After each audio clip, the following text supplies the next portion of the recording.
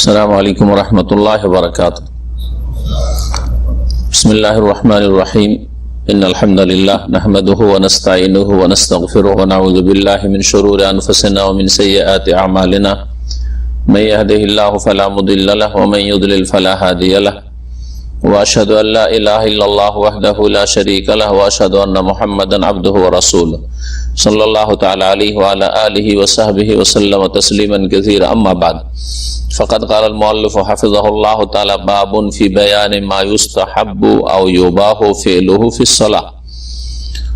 يسن للمصلي رد المار من أمامه قريبا منه لقول النبي صلى الله عليه وسلم: إذا كان أحدكم يصلي فلا يدعن أحدا يمر بين يديه فإن أبى فليقاتله فإن معه القرين. رواه مسلم من حديث ابن عمر رضي الله عنهما. আল্লাহ রাব্বুল আলামিনের যাবতীয় প্রশংসা যে আল্লাহ রাব্বুল আলামিন আমাদের উপর 5 ওয়াক্ত সালাত ফরজ করেছেন এবং এই ফরজ 5 ওয়াক্ত সালাতে 17 রাকাত ছাড়া সুন্নাত মুস্তাহাব সালাত রয়েছে। ফরজ হোক আর সুন্নাত নফল সালাত বা নামাজ হোক, তাতে বেশ কিছু বিষয় রয়েছে যেগুলি হারাম, নাজায়েজ, সালাতে নামাজের পরিপন্থী, নামাজ বিরোধী কাজ, যাতে নামাজ নষ্ট হয়ে যায়, যেগুলোকে নামাজ বিনষ্টকারী বিষয় মুবতিলাতুস সালাত বলা হয়।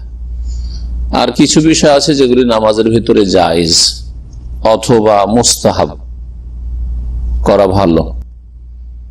এই বিষয়গুলো নিয়ে আজকে আলোচনা হবে। লেখক বলছেন, বাবুন ফি বায়ানে মা ইউস্তাহাব্বু আও ইউবাহু ফিলুহু ফিস সালাতে। এই অধ্যায় হচ্ছে এমন বিষয়গুলি সম্পর্কে যা নামাজের ভিতরে করা মুস্তাহাব, সুন্নাত মুস্তাহাব অথবা জায়েজ। কিছু কিছু বিষয়ের সাথে আসবে যেগুলি হয়তো ওয়াজিব। নামাজের ভিতরে যে সব কাজ করা বা নামাজের শুরুতে জায়েজ, নামাজের ভিতরে জায়েজ বা নামাজের ভিতরে বা নামাজের শুরুতে, নামাজ অবস্থায় সুন্নাত মুস্তাহাব বা অনেকের কাছে ওয়াজিব, এই বিষয়গুলি 9টি বিষয় আসবে আজকে। 9টি বিষয় রয়েছে। প্রথম বিষয় হচ্ছে যে মুসল্লির সামনে দিয়ে কেউ যদি অতিক্রম করে তাহলে তাকে বাধা দিবে যদি হাতের নাগালে থাকে। হাতের নাগালে, হাত বাড়াইলে পাওয়া যায়, এরকম যদি হয় কাছাকাছি হইতে হবে। মুসল্লির সামনে দিয়ে অতিক্রম করছে কিন্তু হাতের নাগালে নেই, হাতের বাইরে, মানে সিজদার জায়গার বাইরে দূরে আছে, তাহলে আপনি নিজের জায়গা ছেড়ে এগিয়ে গিয়ে ওকে বাধা দিবেন না, এটা তরিকা নেই, এটা ভুল। এই জন্য মুসল্লির করণীয় রয়েছে। মুসল্লির করণীয় হচ্ছে সূত্রা রাখা, মানে কিছু আড় করে নামাজ পড়া। তাহলে আড় করে দিলেন, এই আড় থেকে শুরু করে আপনার এই নামাজের জায়গা পর্যন্ত এটা আপনার জায়গা, এটা কোন মানুষের অতিক্রম করার জায়গা নয়, নিষিদ্ধ, তার জন্য গুনার কাজ। কিন্তু গোটা মসজিদে আপনি দখল করে বসবেন, এটা আবার ভুল তরিকা, যা আজকাল মানুষরা করে থাকে। এই লম্বা চওড়া মসজিদ সুন্নাত শুরু করে দিচ্ছে, এই কাতার এগুলোতে শুরু করে দিচ্ছে, গোটা মসজিদ দখল করে খোলা জায়গা, এটা পিলার দেখাও না, কোন একটা কিছুর আড়েও না, শুরু করে দিয়েছেন। আপনি গোটা মসজিদ দখল করে থাকবেন নাকি? আপনার সামনে দিয়ে যাওয়া যাবে না? ভুল কথা। এখানে যদি আপনি মনে করেন যে না আমার সামনে দিয়ে যাওয়া যাবে না, সুতরাং আপনি দিলেন একবার সামনে আগে বেড়ে ওকে বাধা আপনার জায়গা ছেড়ে, এটা আপনার জন্য জায়েজ না? জায়েজ নাই। আপনার জায়গা হচ্ছে আপনার সেজদার জায়গা। সেজদার জায়গার সাথে সাথে এতটুকু বলা যায় যে সূত্রা, মানে যেটা আর পর্দা, আর নবী সাল্লাল্লাহু আলাইহি ওয়াসাল্লামের সেজদার জায়গার মাঝখানে কতটুকু জায়গা থাকতো? এতটুকু জায়গা যতটুকুতে একটা ছাগল বকরি পার হইতে পারে, আধা হাত, 1 বিঘত, 1 হাত, এর বেশি তেমন নয়। এতটুকু জায়গা আপনার সেজদার জায়গা যতটা, তারপরে ধরেন এই যে কাতারগুলি আছে, কাতারগুলি সামান্য একটু হয়তো, তো একজন লোক অতিক্রম করবে না আপনার কাতারের ভিতরে দিয়ে, এমনকি আপনি যেই কাতারে আছেন ধরেন এটার ভিতরে আছেন, সামনে একবারে কাছে দিয়ে অতিক্রম করবে না। কিন্তু যদি প্রয়োজন হয় কিছু দূর দিয়ে, তো জায়েজ আছে। যদিও অন্য দিকে রাস্তা থাকলে সামনে দিকে যাবে না, যদিও দূর দিয়ে হয়, কিন্তু মুসল্লিরও কিছু করণীয় আছে। প্রথম করণীয় যে মুসল্লি লম্বা চড়া মসজিদে, খোলা মসজিদে পেছন দিকে নামাজ শুরু করে দিল আর গোটা মসজিদ দখল করে বসলো, এটাও উচিত নয়। আর একটা মুসল্লির করণীয় হচ্ছে যে যখন নামাজ শুরু করবেন যে কোনো জায়গায়, খোলা জায়গায়, তখন আপনি মসজিদের সামনে খোলা জায়গা আছে অথবা বাইরে খোলা জায়গা আছে, কি করবেন, সুতরা একটা কিছু দাঁড় করে দিবেন যেটা আপনার আর অতিক্রমকারীর মাঝখানে আড় সৃষ্টি করে, যাকে সুতরা বলা। এই সুতরার জায়গা আর আপনার মাঝে, মুসল্লির মাঝে, এই জায়গাটুকু দিয়ে যদি অতিক্রম করে কোনো মানুষ, তাহলে হাতের নাগালে আছে, আপনার জায়গা থেকে সরতে হচ্ছে না, এই জায়গা দিয়ে অতিক্রম করতে দেবেন না, হালকাভাবে বাধা দিবেন। যদি তাতেও না শোনে, না মানে, তাহলে জোর করে বাধা দিবেন, ধাক্কা দিবেন প্রয়োজন হলে, হাদিস দ্বারা প্রমাণিত। তো এই বিষয়টি বলছেন যে ইউসান্নুলিল মুসাল্লি রাদ্দুল মার, মুসল্লির জন্য সুন্নাত হচ্ছে অতিক্রমকারীকে প্রতিহত করা বা বাধা দেওয়া, যেতে দেবেন না। মিন আমামি, তার সামনে দিয়ে অতিক্রমকারীকে বাধা দেবে, করিবা মিনহু, যদি তার কাছে হয়, মানে হাতের নাগালে হয়, কাছে আছে তাহলে, অথবা একটু এরকম করলে পেয়ে যাবেন, এত কাছে দিয়ে আপনার সেজদার জায়গা দিয়ে কেন অতিক্রম করবে, তাহলে বোঝা গেল যে দূর দিয়ে যদি অতিক্রম করে তাহলে বাধা দিতে যাবেন না। নামাজ পড়ছেন এখানে, আর ওই যে ওইখানে ধরেন পিলারের কাছে ওখান দিয়ে যাচ্ছে, বা এক দুই কাতার সামনে দিয়ে যাচ্ছে, তাহলে আপনি এগিয়ে বাধা দিতে যাবেন না, আপনার অধিকার নয় ওখানে।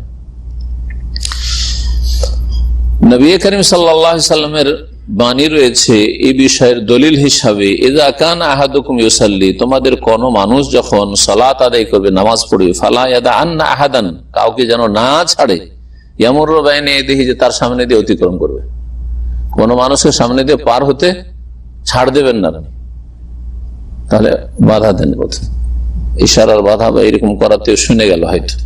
ফাইন আবা, যদি অস্বীকার করে, ও গায়ের জোরে যেতে চায়, তাহলে ফালিয়ুকাতিলহু, তার সাথে যেন লড়াই করে, শব্দ লড়াই করা, কিন্তু লড়াই না, মারামারি নয়, হ্যাঁ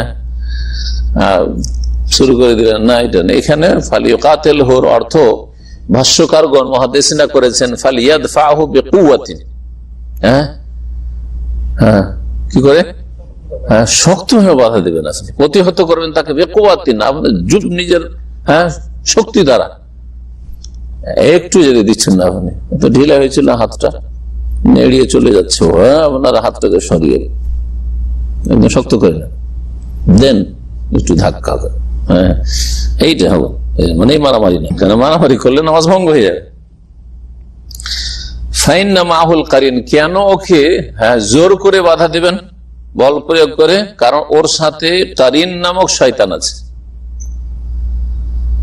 মানুষের সাথে মানুষ যখন ভূমিষ্ঠ হয়, তখন একটা হাদিস দ্বারা প্রমাণিত যে একজন ফেরেশতা তার সাথে নিযুক্ত করা হয়, যে ফেরেশতা সবসময় ভালো কাজের জন্য উৎসাহিত করে ভিতরে। দেখেন অনেক সময় আপনি ভালো করেন, মন্দ করেন, কিন্তু মাঝে মাঝে যে লোকগুলি ফাসেক টাইপের লোক, মুসলিম সমাজের, কিছু ভালো কাজ করে, মাঝে মাঝে কিছু খারাপ কাজ করে, মাঝে মাঝে কিন্তু নিজেকে ধিক্কার দেয় খারাপ কাজের উপর, আর তারপরে তখন মনটা কি হয়, উৎসাহিত হয় নেক কাজের জন্য, হয় না, হয় না?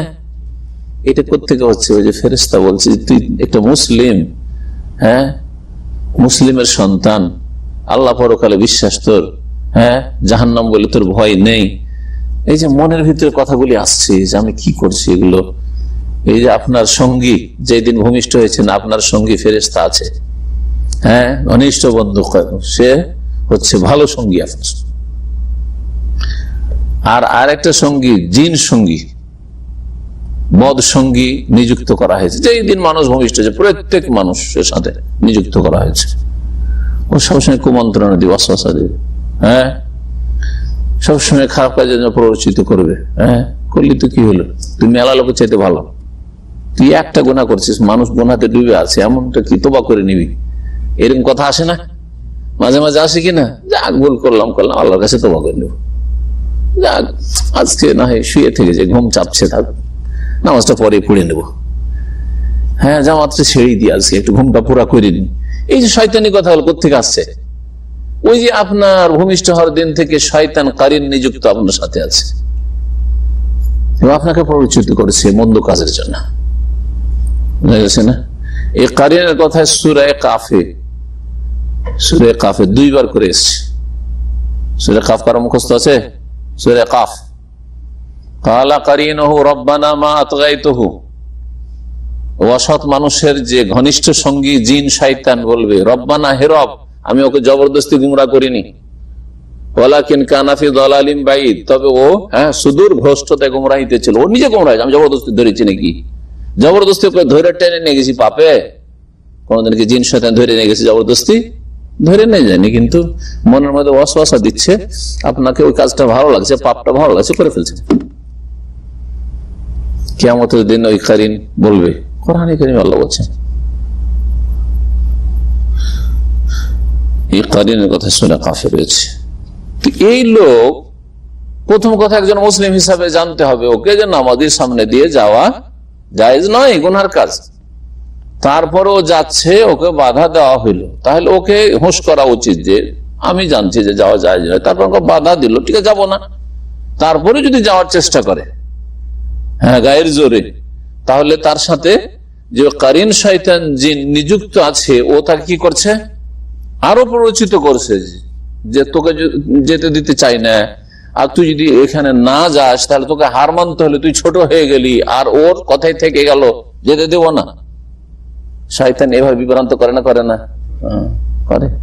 শুধু নামাজের ক্ষেত্রে না, বাইরে হার জিতের মাসলা চলে আসে মগজে, আরে ও আমাকে গাল দিয়ে চলে যাবে, ও আমাকে অন্যায় কথা বলে চলে যাবে, ও আমাকে মেরে চলে যাবে, আর আমি কিছু করবো না। এই কথাগুলো কে শিখাচ্ছে? কারিন শয়তান, অহংকার, আমি কি পারবো না ওকে? জি হ্যাঁ, ও আমার টাকা মেরে খেয়ে নিবে আর ওকে ছেড়ে দেবো, ধরো। এই করতে কয়টা টাকা নিয়ে খুন করে দিলেন সামান্য কয়টা টাকার জন্য। হচ্ছে না? হচ্ছে না? মাত্র 1900 রিয়াল পেত একটা ছেলে, সিহাতের এক রাফিজি শিয়া সৌদির কাছে, কাতিফ কোর্টের ঘটনা। 1900 রিয়াল মাত্র। ও শয়তান রাফিজি দিবেন না, দিবি না টাকা তুই? ওকে বলছে যে আমার একটু কাজ আছে, তুই একটু পৌঁছে দে আমাকে অমুক জায়গায়, মাঝরাতে, ওখানে আমার সাদিক আছে। কিচ্ছু না, মাঝরাতে সাদিকটা দিক নেই। ও নির্জনে নিয়ে যাওয়ার পরে একটা ছোড়া ভিতরে রেখেছিল, নিয়ে ওর সাথে একটু ধাক্কা থেকে টাকা দেয়, এখনই বলছে টাকা দেবো না।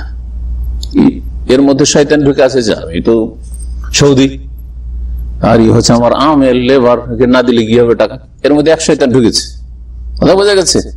আর এর মধ্যে আর এক শয়তান ঢুকেছে, আমার টাকাটা খেয়ে নেবে, দিবে না। ও আর এক শয়তান ঢুকেছে, দুইজনের মধ্যে কিন্তু শয়তান ঢুকেছে।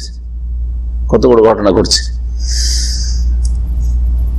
আজকে থেকে 7-8 বছর আগের ঘটনা, আমার চোখের সামনে। এই বিচারের শেষ ফাইনাল কেসাসের, যখন কেসাসের তওবা পড়ানো হয় তখন পর্যন্ত ছিলাম, কালিমা পড়ানো সময় কাজীর সাথে আমি শেষ কালিমা পড়ি, তারপরে তখন তার কাতির জেলে কেসাস হয়ে গেল। এই পর্যন্ত ঘটনা মাত্র 1900 রিয়াল।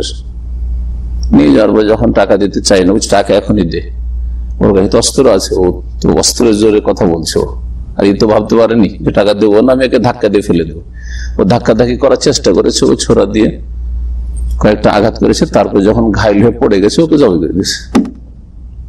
তারপরে 2-3 দিন কোথাও মাজরায় লুকিয়ে থেকে ধরা খেয়েছে। শেষে 5 বছর 4 বছর জেলে থেকে শেষ ফাইনাল বিচার কেস আসছে, কি হলো? হত্যার বদলে হত্যা হয়ে গেল। কথা বুঝতে পেরেছেন? জি হ্যাঁ। কাজী আমার সাথে শেখ আকিল বলেছিলেন, পরে ওখান থেকে সেইখানে প্রধান বিচারপতি খবরে ছিলেন গত কয়েক বছর আগে, এখনো দামে আছেন হাইকোর্টে, মোবারকিয়া মহল্লাতে বাসা ওনার। তিনি বলছেন যে, আমাকে বলছেন শেখ, মাত্র 1900 টাকার জন্য, 2000 টাকার জন্য ওরও জান গেল আর এরও জান গেল। এই মাত্র 1900 রিয়ালের জন্য দুজনের জান গেল। কথা বোঝা গেছে? এই কাজগুলি কি করেন? শয়তানে করেন। কি দিয়ে? যে তুই তোর চাইতে কম, হ্যাঁ, এ বলছে যে আমি তোর চাইতে কম, আমি সৌদ তোকে দেবো না টাকা। এই রাফেজি শয়তানকে এক শয়তানে শিখাচ্ছে, আর একে আর এক শয়তানে শিখাচ্ছে যে তোর টাকা খেয়ে চলে যাবো, তুই ছেড়ে দিবি ওকে। সুবহানাল্লাহ। চিন্তা করে যদি মানুষ শেষ পরিণামটা জানতো যে আমার এই কয়টা টাকা আমার প্রাণ নাশের কারণ হবে, তো জীবনেও টাকাটা নিয়ে যেত না। আমি আমার জানটা বাঁচো, আমার টাকার দরকার নেই, ঠিক না? এও যদি জানতো যে এই কয়টা টাকা যদি আমি এই লেবারকে না দিত আমার জান যাবে, যাক যাক তুই টাকা নেই, কিন্তু আমার জানটা বাঁচো। কিন্তু গায়েব কেউ জানেন, আল্লাহ ছাড়া। যে দুজনের প্রাণ নাশ হবে মাত্র কয়টা টাকার জন্য, বুঝতে পেরেছেন কি যেন বললাম, যে মানুষের সাথে কারিন শয়তান আছে, সবসময় প্ররোচিত করেছে, তখন তো মনে হচ্ছে যে আমি আমার জিদ পুরা করছি, আমি ঠিক কাজ করছি, কিন্তু যখন পরিণাম খারাপ হবে তখন আক্ষেপ করবেন, আর সংশোধনের সময় সুযোগ নেই, ফিরে আসার আর ক্ষমতা নেই, হাত ছাড়া হয়ে গেছে। সুবহানাল্লাহ, আল্লাহ যেন হেফাজত করেন আপনাদের আমাদের।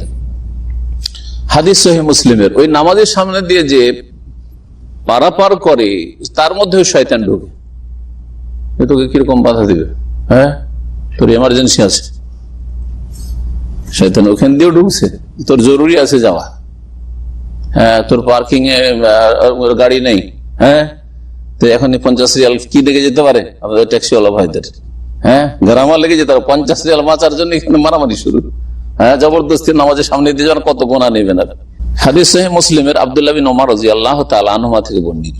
মাসলা কি জানলাম, যে মুসল্লির সামনে দিয়ে কোন মানুষ অতিক্রম করবে না, আর যদি করে তাহলে তাকে কি করবেন, বাধা দিবেন, প্রথম হালকা ভাবে, তাতেও যদি না মানে তাহলে শক্ত হয়ে বাধা দিবেন। আরেক হাদিসে রয়েছে যে সে যদি মানতে রাজি না হয়, ইশারা দিলেন যে আমার সামনে দিয়ে যেও না, তাহলে হ্যাঁ কি করো, বল প্রয়োগ করে বাধা দাও,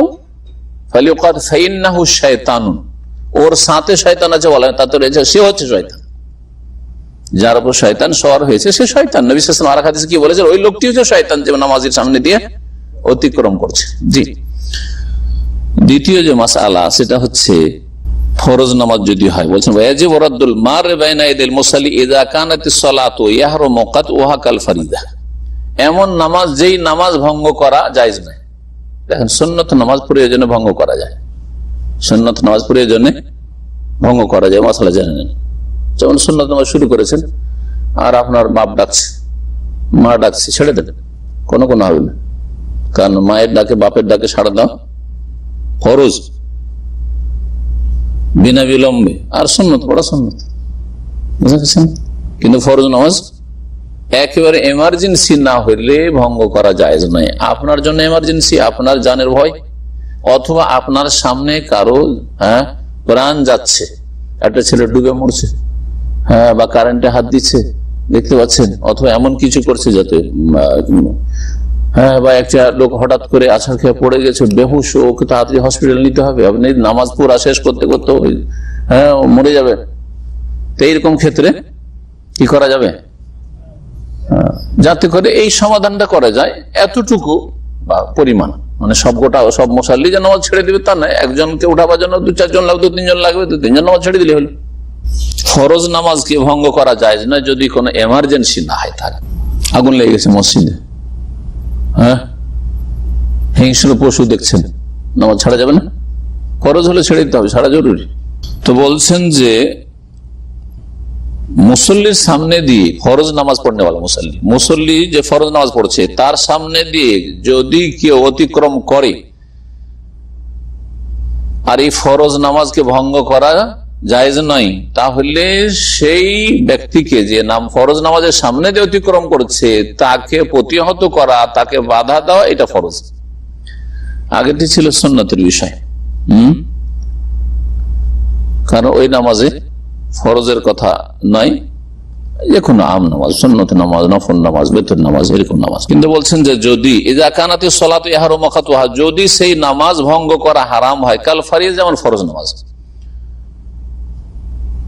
অথবা এমন কিছু অতিক্রম করছে, আরেকটা মাসলা এখানে বলছেন, এমন কিছু অতিক্রম করছে যাতে নামাজ নষ্ট হয়ে যায়, তাহলে এমন কিছু আছে যাতে নামাজ নষ্ট হয়, এটা একটা মাসলা জানার, যদিও মাসলাটিতে ইখতিলাফ আছে, জানা আছে কিছু, যে মুসল্লির সামনে দিয়ে কি কি অতিক্রম করলে নামাজ পুরো নষ্ট হয়ে যায়। হ্যাঁ, কুকুর, মহিলা, যে আর গাধার হাদিস আছে, এই 3টে গাধা, জি জি হাদিস আছে। কিন্তু নামাজ নষ্ট হয়ে যায় পুরো, না নামাজের খুশু নষ্ট হয়, এ নিয়ে আবার ইখতিলাফ আছে। জি, ইমাম আহমদ রাহিমাহুল্লাহ, হাম্বলি ওলামারা, এইরকম অনেক সাহাবায়ে কেরামরা এই হাদিস আছে মর্মে যে নামাজ নষ্ট হয়ে যায়, তো নামাজ নষ্ট হয়ে যায় মানে নামাজই নষ্ট হয়ে যায়, এটাই তাদের মত। আর অন্য অন্য মাযহাবের আইম্মায়ে কেরাম বা ফুকাহারা তারা বলছে যে নামাজ পুরো নষ্ট হয় না, নামাজের খুশু, হ্যাঁ, নামাজে যে মনোযোগী হয়ে নামাজটা পড়তেন, হ্যাঁ, নামাজে যে একাগ্রতা সেটা নষ্ট হয়ে যায়, অমনোযোগী হয়ে যায় মানুষ। স্বাভাবিক, আপনি নামাজ পড়ছেন আর সামনে দিয়ে একজন পুরুষ আর একজন মহিলার অতিক্রম করার পার্থক্য আছে, হ্যাঁ, পার্থক্য। একটা পুরুষ অতিক্রম করেছে তাতে খুশু নষ্ট হয়, কিন্তু ওই রকম নয় যেরকম মহিলা পার হইলে। একটা কুকুর যদি সামনে চলে আসে তাহলে তাতে নষ্ট হবে, হাদিস রয়েছে নষ্ট হবে। একদল বলছেন নষ্ট হয়ে যাবে পুরো নামাজ, আর একদল বলছেন খুশু নষ্ট হবে। খুশু নষ্ট হবে বকরি ছাগল অতিক্রম করলে, আর বিশেষ করে বড় জন্তু যদি হয়, বড় জীব জন্তু যত বড় হবে তত ভয়। নামাজ পড়ছেন আর ওই অবস্থায় যদি সামনে চলে আসে গাধা, গরু, উট, মহিষ, তাহলে ভয় লাগবে না? কি জানি আমি যদি সিজদা যা যদি পাছা পেয়ে দেয়, বিপদ, জানটাই যায় আমার, খুশু নষ্ট হয়ে যাবে। তো খুশু নষ্ট শুধু এই তিনটেতে না, এছাড়াও যে কোনো জীবজন্তু সামনে দিয়ে গেলে খুশু নষ্ট হয়ে যাবে। এই জন্য ইমাম আহমদ রাহিমাহুল্লাহ বলছেন যে তিনটি বস্তু, বা মানুষ, মহিলা মানুষ আর এই দুটি জন্তু অতিক্রম করলে যে নামাজ নষ্ট হয়ে যায়, তো নামাজ নষ্টই হয়ে যায়। মাসলা ইখতিলাফ আছে, কিন্তু লেখকের মতে যেহেতু নামাজ নষ্ট হয়ে যায় এই মতটি তিনি প্রাধান্য দিয়েছেন, তাই বলছেন ওয়াল মার আল্লাযী ইয়াখতাউহা, আর যেই অতিক্রমকারী নামাজকে নষ্ট করে দেয় সে হচ্ছে আল হেমার, গাধা, ওয়াল কালবুল আসওয়াদ, আর বিশেষ করে কালো কুকুর। কুকুরের মধ্যে কালো কুকুর, পার্থক্য জানেন? এমনি কুকুর আর কালো কুকুরে জানেন?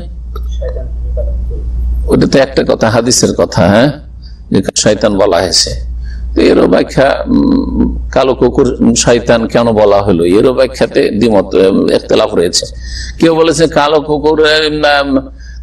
কুকুরের রূপ বেশিরভাগ শয়তান ধরে, এই জন্য কালো কুকুরকে শয়তান বলা হয়েছে। হ্যাঁ, আর কেউ বলছে কালো কুকুরকে শয়তান এই জন্য বলা হয়েছে যে কালো কুকুর বেশি কামড় দেয়, বদমাইশ হয়।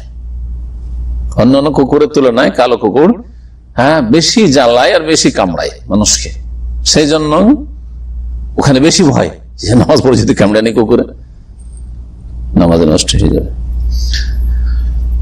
আর কি বলা হয়েছে? মহিলা, স্বাভাবিক, মহিলা সামনে দিয়ে গেলে একটা মহিলার একটা আসবে, মগজে ঢুকবে।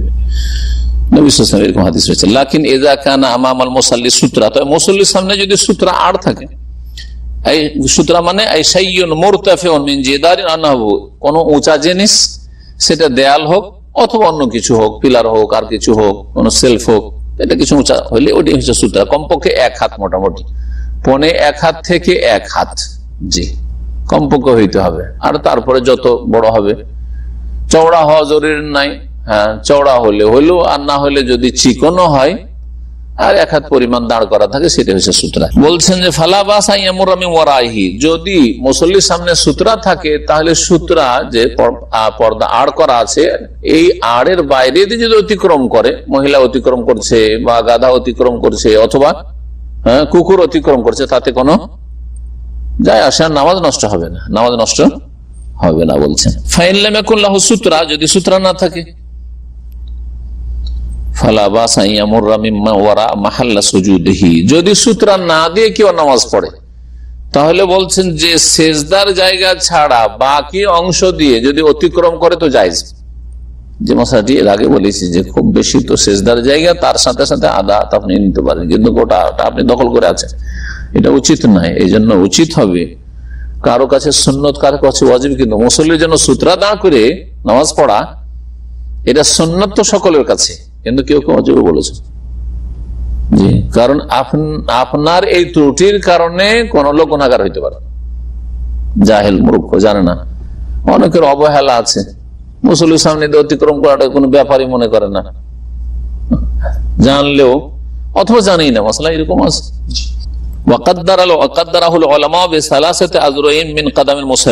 আচ্ছা, তাহলে কতটা জায়গা সেজদার জায়গা পর্যন্ত? বলছে ওলামায়ে কেরামরা এর পরিমাণ বর্ণনা করেছেন মুসল্লির পায়ের কাছ থেকে শুরু করে 3 হাত। একটু মেপে দেখেন, হ্যাঁ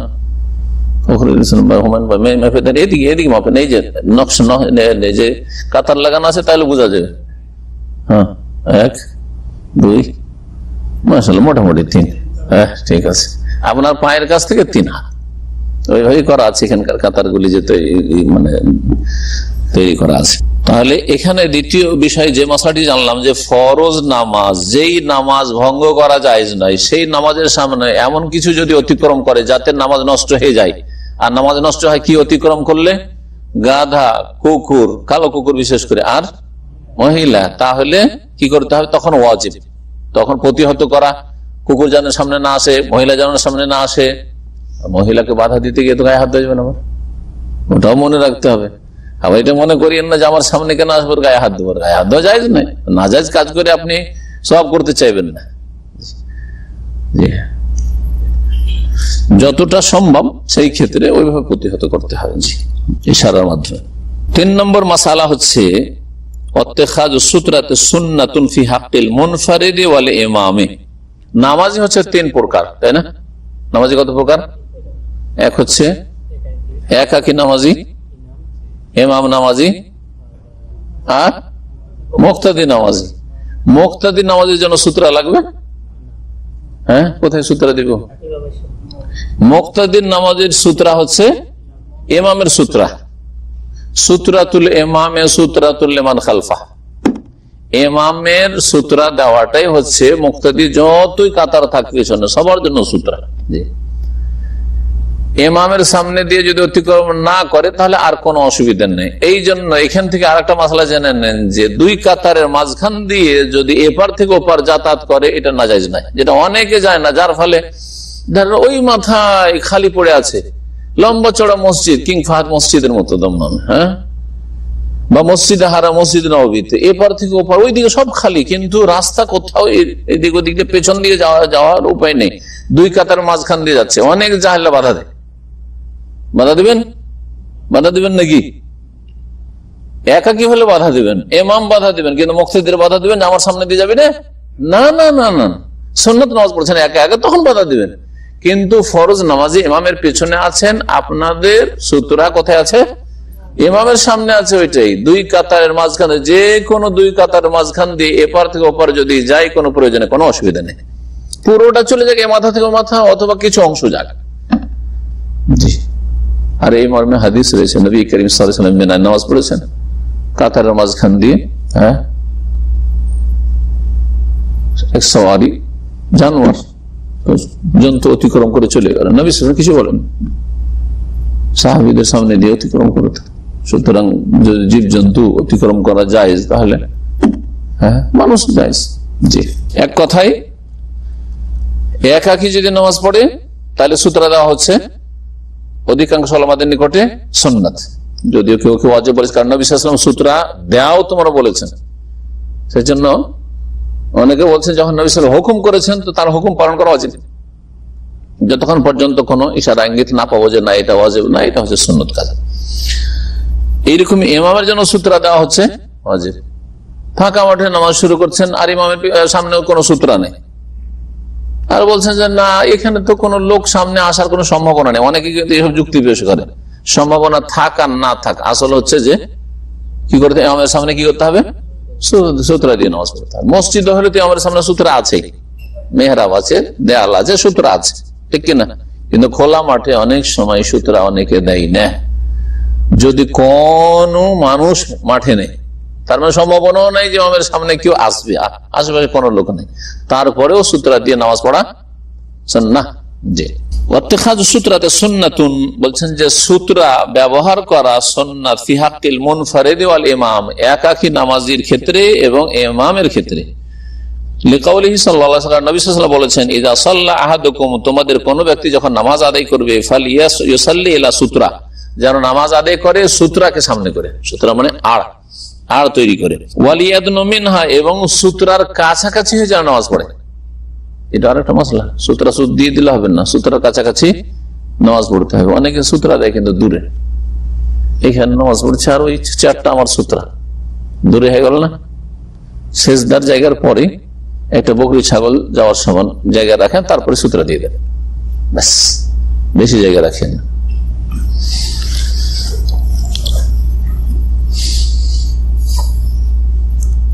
হাদিস আবু দাউদে রয়েছে, ইবনে মাজাহ রয়েছে, আবু সাঈদ খুদরী রাদিয়াল্লাহু তাআলা আনহু বর্ণিত, ওয়া আম্মাল মামুম মুক্তাদি ফাসুতরাতুহু সুতরাতু ইমামি, ইমামের সুতরাটাই হচ্ছে মুক্তাদি সুতরা।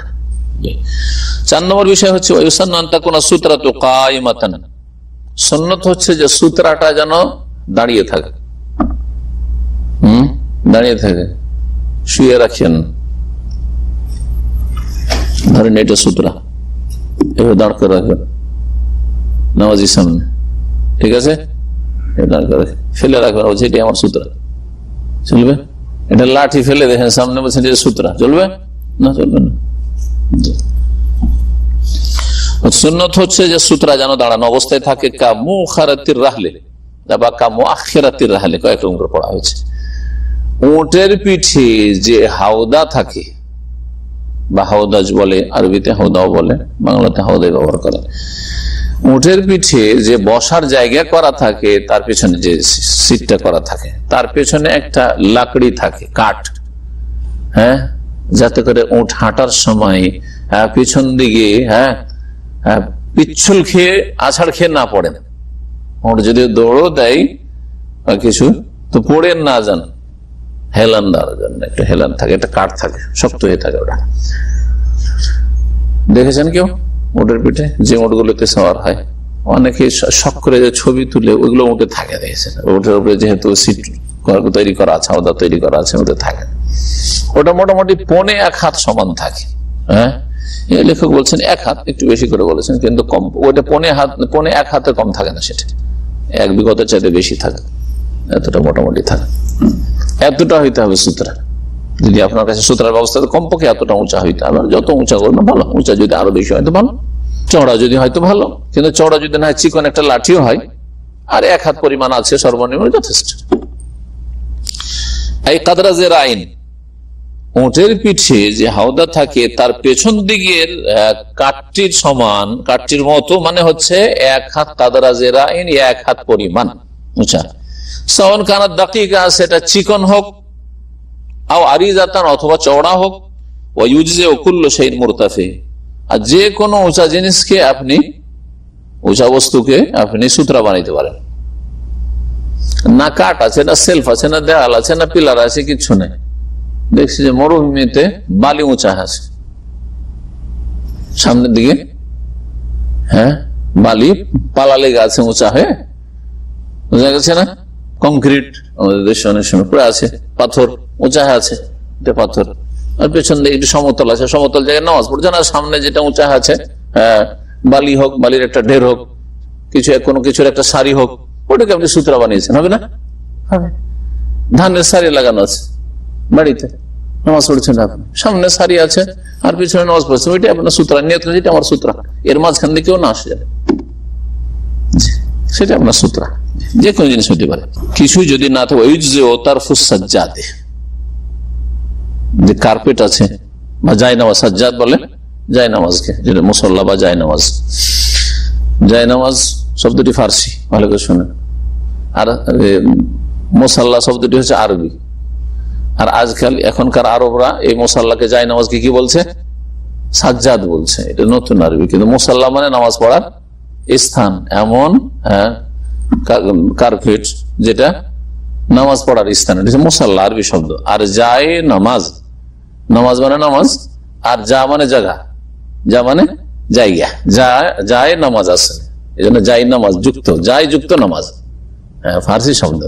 তো ফার্সির প্রভাব খুব বাংলার উপর থাকাতে আমাদের দেশের লোকেরা যাই নামাজই বেশি বলে, হয় না? জি, কিন্তু মানে তো বুঝেন যে যাই মানে কি, যাই মানে যাওয়া না, যাই মানে হচ্ছে জায়গা, জি, নামাজের জায়গা আর কি, ওই মুসাল্লার তর্জমা। তাহলে কার্পেটের এক কিনারা হইতে পারে, লম্বা কার্পেট আছে, কিছুটা কার্পেট আপনি নামাজ পড়লেন, আর কিছুটা কার্পেটকে মরিয়ে দিয়ে ওটাকে কি বানিয়ে দিলেন? সুতরা বানিয়ে দিলেন, হবে না? হবে না?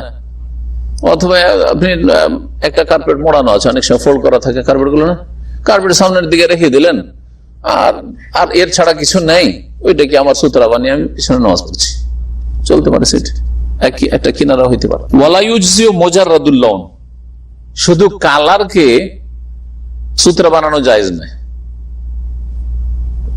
কালার যেমন এটা একটা কালার আলাদা, কিন্তু ঠিক না, কালার আছে না, ওইটা আপনি নিয়ত করলে যে আমি এই জায়গায় নামাজ পড়ছি আর ওই যে অন্য কালার আছে, কালো কালার, ওটা আমার কি সূত্রা, চলবে না? চলবে না, অবশ্যই চলবে না। একটা লাল পট্টি করা থাকে, লাল পট্টি দেওয়া আছে বা সবুজ বা কোন একটা রঙের, এই পট্টিটা হচ্ছে কি আমার সূত্রা, অন্য কালারে যেটা আছে চলবে? চলবে না। এই যে টাই বেঁধে আছেন, টাইটাকে সামনে ফেলে দিলেন এরকম করে, বলছে আমার সূত্রা, চলবে না? চলবে না। আবু হুরায়রা রাদিয়াল্লাহু তাআলা আনহু বর্ণিত হাদিস রয়েছে, নবী কারীম সাল্লাল্লাহু আলাইহি ওয়াসাল্লাম বলেন, ইযা সাল্লা আহাদুকুম, তোমাদের কোন মানুষ যখন নামাজ পড়বে, ফালিয়াজাল তিলকা ওয়াজহি শাইআন, তখন নিজের মুখমণ্ডলের সামনে কোনো কিছু যেন করে নেই বা রেখে নেই। ফাইন লাম ইয়াজিদ, কিছুই দাঁড় করতে পারলেন না, লকড়ি কাঠি কিছু নেই আপনার কাছে, ফাইন লাম ইয়াজিদ ফালিয়ানসিব আসান, একটা লাঠি আছে, ধরেন পাটকাঠি আছে, একটা কঞ্চি আছে, দাঁড় করে দিলেন, আপনি দিলেন, পিতে দিলেন। নবী সাল্লাল্লাহু আলাইহি ওয়াসাল্লাম লাঠি নিয়ে অধিকাংশ সময় চলতেন। হ্যাঁ, শুধু জুমার খুতবার সময় ধরবেন, হ্যাঁ একটা কি হচ্ছে লাঠি, এই সুন্নতটা আমাদের দেশের সুন্নত, এই সুন্নত আরব শেখেরা আলেমরা জান না, কিন্তু এই সুন্নতটা আসলে সবসময় লাঠি রাখাই সুন্নত, মেলা কাজে আসবে লাঠি।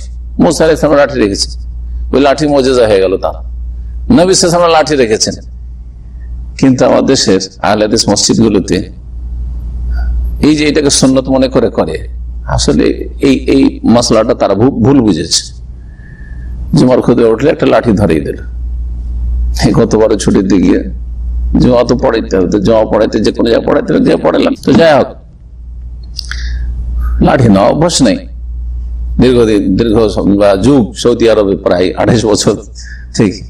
কিন্তু মাঝে মধ্যে দেশে গেলে অনেকে সাহস করে না ধরাইতে, কিন্তু দেখছি যে এক মুরব্বী লাঠিটা আমাকে ধরাইছে, খুতবা শুরু করে ইন্নাল হামদালিল্লাহ শুরু করছে, লাঠি ধরে, যে বাবা যখন লাঠি ধরেছে এখন আর তোমাকে কত নিষেধ ধরিয়ে নিল না।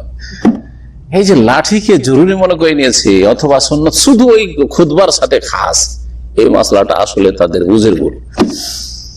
নবী কারীম সাল্লাল্লাহু আলাইহি ওয়াসাল্লাম মাঠে ঘাটে একটা লাঠি নিয়ে চলতেন, ইস্তেঞ্জা লাগলো, একটা ঢেল লাগবে, একটা পাথর লাগবে, দিলেন একটা মাটিতে একটা ধাক্কা দিয়ে বা পাথরে একটা পাথর উঠে একটা মাটির একটা ঢেলার ব্যবস্থা করলেন, জি নামাজ পড়ার সময় হইল তখন হ্যাঁ সূত্রা বানিয়ে নিলেন, বুঝেছে না?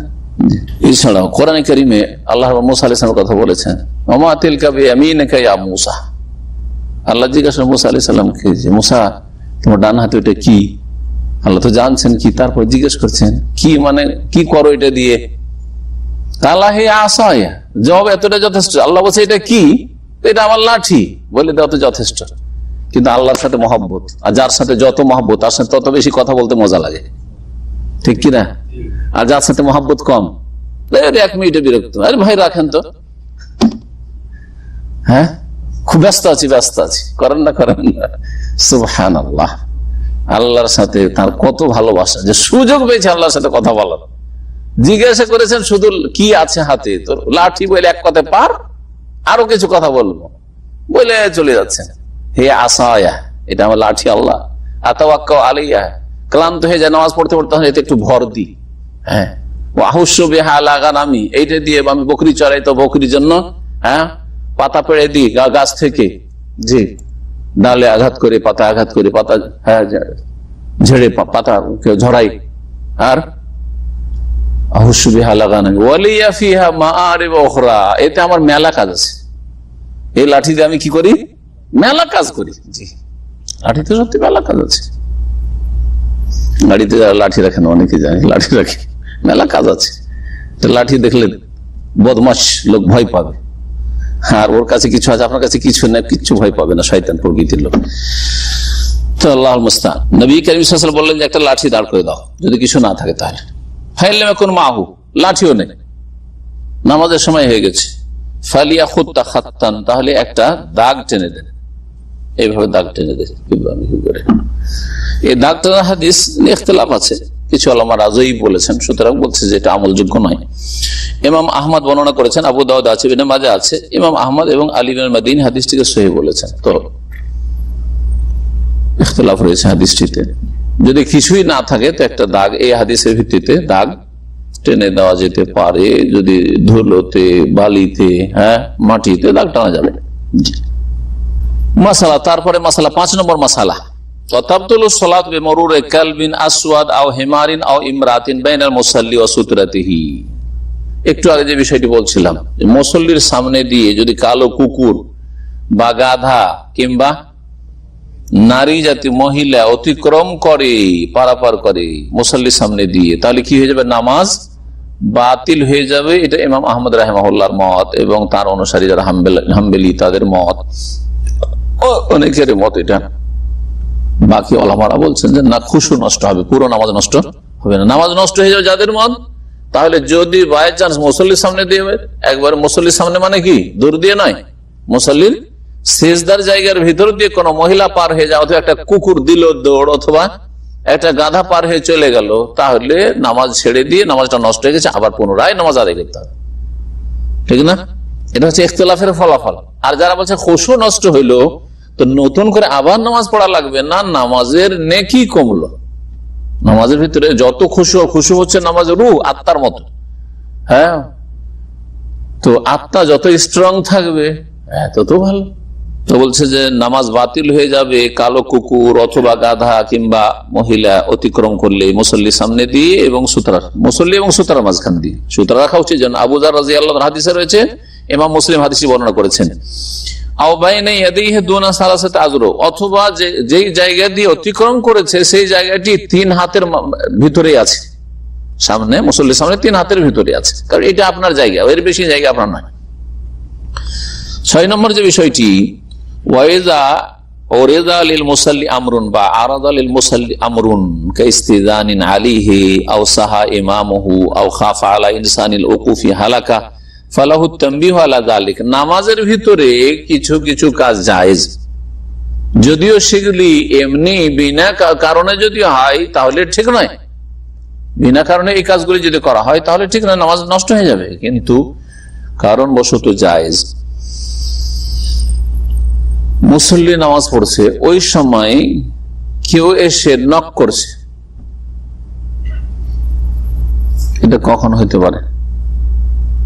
মসজিদে তো হবে না, কিন্তু বাড়িতে, আপনার রুমে আপনি একা আছেন, বুঝা গেছে, আপনি একা আছেন, বা আপনার স্ত্রীর বাড়িতে একা আছে, আর ছেলে মেয়ে হয়তো স্কুলে গেছিল, এসে বেল বাজাতে শুরু করেছে, অথবা টেলিফোন চলে এসছে, যে টেলিফোনের জবাব দেওয়া জরুরি ইত্যাদি, এইরকম অবস্থা, এইরকম পরিস্থিতিগুলো ইস্তিজানিন আলাইহি, কেউ অনুমতি চাইছে, অনুমতি চাইছে মানে বাড়িতে ঢোকার অনুমতি চাইছে বা আপনার রুমে ঢোকার অনুমতি চাইছে, সাহা ইমামহু, অথবা ইমাম ভুল করেছে, ইমাম কি করেছে? ভুল করে দিয়েছে, তো ভুলের সংশোধন করাতে হবে কিনা? জি হ্যাঁ। আও খাফা আলা ইনসানিন আল উকুফি হালাকা, অথবা কোন মানুষের ধ্বংস হওয়ার আশঙ্কা হচ্ছে, প্রাণ নাশের, যদি আমি নামাজ পড়তে থাকি, যদি সতর্ক সাবধান না করি তাহলে কি হবে? লোকটি মারা যাবে। যেমন নামাজের অবস্থা, আপনি একটা সাপ দেখে নিয়েছেন, নামাজ পড়ে সুন্নতে নামাজ পড়েছেন, আপনি সাপ দেখে নিয়েছেন, আপনার স্ত্রী বা আপনার ছেলে মেয়েরা আছে, ওরা দেখেনি, খেয়াল করেনি, আর ওদের আশেপাশে সাপটা আপনি দেখেছেন। আর আমাদের দেশে তো বুঝতে পারেন গরমের সিজনে এই শীতকালটা একটু নিরাপদ, তারপরে যে সাপ এর উপদ্রব, আল্লাহ আল্লাহ, নামাজের মুসল্লাতে যায় না, বসে থাকে না, থাকে না? জি জি, আমাদের আশেপাশে এরকম ঘটনা ঘটেছে, নামাজ পড়ছে, যে জায়গায় সিজদা করে ওখানে সাপ গোল হেসে বিছানায় শুয়ে আছে, বিছানায় সাপ উঠে গেছে, বর্ষাকালে বিশেষ করে। জি, আল্লাহু আকবার। এইরকম ক্ষেত্রে এখন কি করবেন? একটা হচ্ছে নামাজ ছেড়ে দেওয়া, কিন্তু নামাজ ছাড়া না ছেড়ে যদি কোন রকম করে ও এর চাইতে হালকা সমাধান পাওয়া যায়, তার সে সমাধান করতে হবে, সতর্ক করার জন্য, সতর্ক করার জন্য। ওই লোকটি কি হতে যাচ্ছে, তার কোনো ক্ষতি হতে যাচ্ছে, আপনি সতর্ক করার জন্য। যে পুরুষ হলে কি করবে? সুবহানাল্লাহ বলবে, আর মহিলা যদি হয় তাহলে কি করবে? তালি দেবে, এরকম করবে, এরকম করবে। এবার এরকম করবে না, কারণ কাফেরদের তালি হচ্ছে এটা, সেই জন্য ওলামারা বলছে এরকম না করে যে এইরকম করবে, যে যাতে করে ওইভাবে না বাজে। পুরুষদের ক্ষেত্রে সুবহানাল্লাহ, নামাজে ইমাম যখন সহ করে, ইমামের ভুল হয়, আত্তাহিয়াতে বসতে হবে, উঠে যাচ্ছে, অথবা 4 রাকাতে আত্তাহিয়াতে বসতে হবে, 5 রাকাতে উঠে যাচ্ছে, পুরুষরা কি বলবে? না আল্লাহু আকবার। আমাদের দেশের হানাফি বিদাতি হানাফিরা কি করে? আরে ওদের মযহাবেও না, মযহাবের খবর রাখে না। এমন জাল হানফি মযহাব মানে যে তাদের ফিকাতে যে মযহাব আছে সেই মযহাবেরও খবর নেই। কারণ মযহাবের ফিকার কিতাব এই কথা নেই যে আল্লাহু আকবার বলো, কি আছে? সুবহানাল্লাহ বলার কথা আছে। কিন্তু জাহালত, অজ্ঞতা মানুষকে কোথায় পৌঁছে? মযহাবের নাম দিয়ে জালিয়াতি চলছে, মযহাবের নামে অজ্ঞতার উপর আমল হচ্ছে। খেয়াল খুশি নামাজ বিদআত।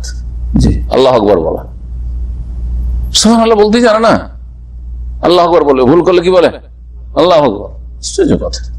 অথচ নবী স্পষ্ট হাদিস, আত-তাসবিহু লির-রিজাল, আত-তাসবিহু লির-রিজাল ওয়া তাসফিকু লিন-নিসা। পুরুষদের জন্য তাসবিহ সুবহানাল্লাহ বলা, আর মহিলাদের জন্য তাসফিক, তালি। অনুমতি চাইছে, অনুমতি চাইছে, নক করছে। কিবলার দিকে যদি থাকে আর হাতের নাগালে দরজাটা ধরেন আছে, দরজাটা খুলে দিতে পারেন, তাহলে খুলে দেওয়া যায়। বুঝা গেছে? চাবি লাগানো আছে, আপনি চাবিটা এরকম করলে কি হয়ে যাবে? খুলে যাবে, ঢুকে যাবে। আপনার ছেলে বা মেয়ে আসতে চাইছে, ছোট বাচ্চা পরেশান করছে আপনাকে, পুরো নামাজটা নষ্ট করে যদি ধাক্কি শুরু করে দরজা, অনেক সময় হয় না এরকম?